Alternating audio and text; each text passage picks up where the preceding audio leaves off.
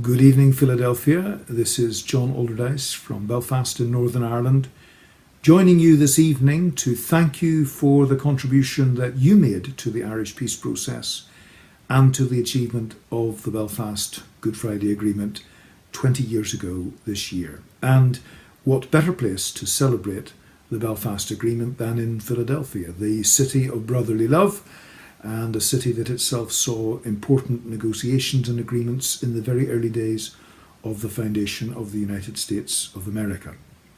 Not that as a result of the Belfast Agreement everything is brotherly love in Belfast and in Northern Ireland generally. Of course, there are serious political disagreements still, and there are problems in the political institutions. But let's be very clear, people are not being shot or blown up. People are not dying in Northern Ireland because of political difference and conflicts of identity. And that was the case for a very long time, not just for years or decades, but for many centuries. We had intractable political violence in Northern Ireland and indeed in Ireland as a whole. And what was achieved 20 years ago was not just the bringing to an end of a particular terrorist campaign, a campaign from both sides of the community, Republicans and also Loyalists. But what was achieved was a message to the next generation, to our children and our grandchildren, that whatever the disagreements that there were, they had to be resolved not by the use of force or the threat of the use of force by anybody, but by political engagement and negotiation.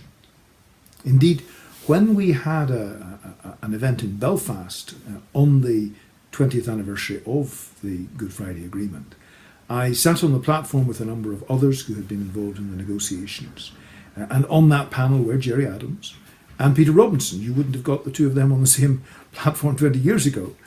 And what was very interesting was in the audience were their successors. In the case of Sinn Féin, Mary Lou MacDonald and Michelle O'Neill, and in the case of the DUP, Arlene Foster.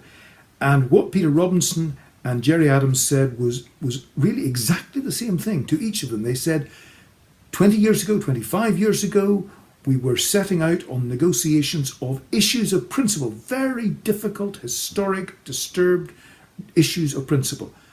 And we found a way through. Now you're dealing with disagreements over policy. And you can find compromises on policy much more easily than compromises on fundamental principle.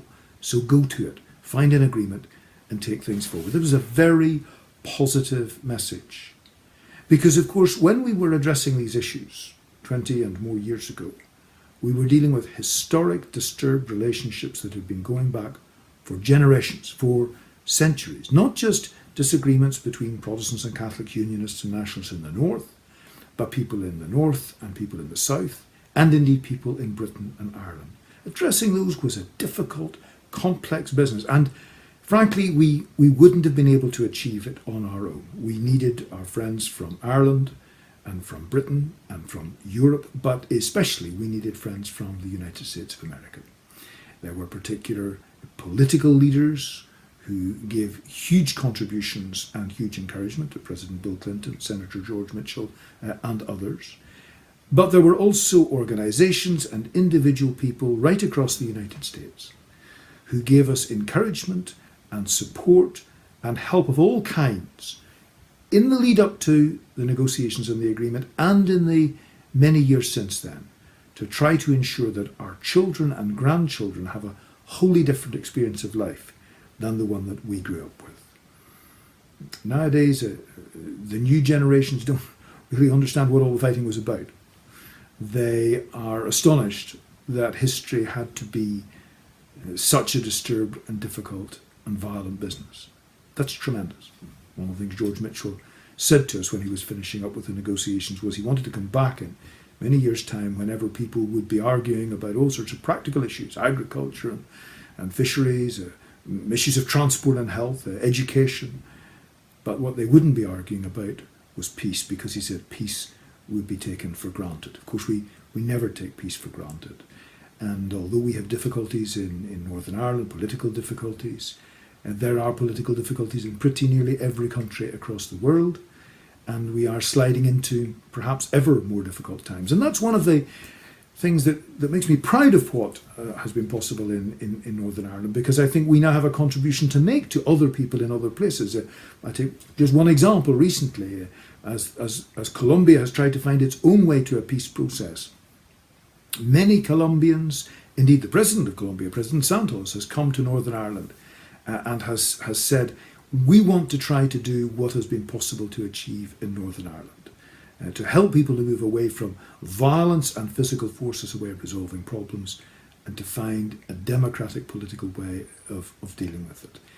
That's a tremendous message, not just for our people and for our future, but for right across the world at this difficult time. You helped us to do that. We wouldn't have been able to do it without our friends in the United States.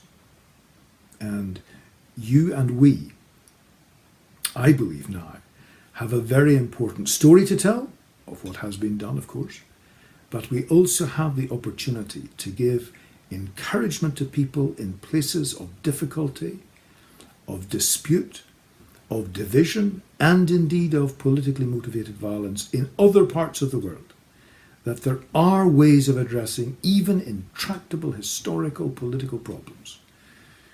And that's been possible, not just because we tried to find a way forward, but because we tried to do it with your help, your encouragement, and your support. And for that, 20 years on, I thank you very much indeed on behalf of the people of Northern Ireland. Thank you.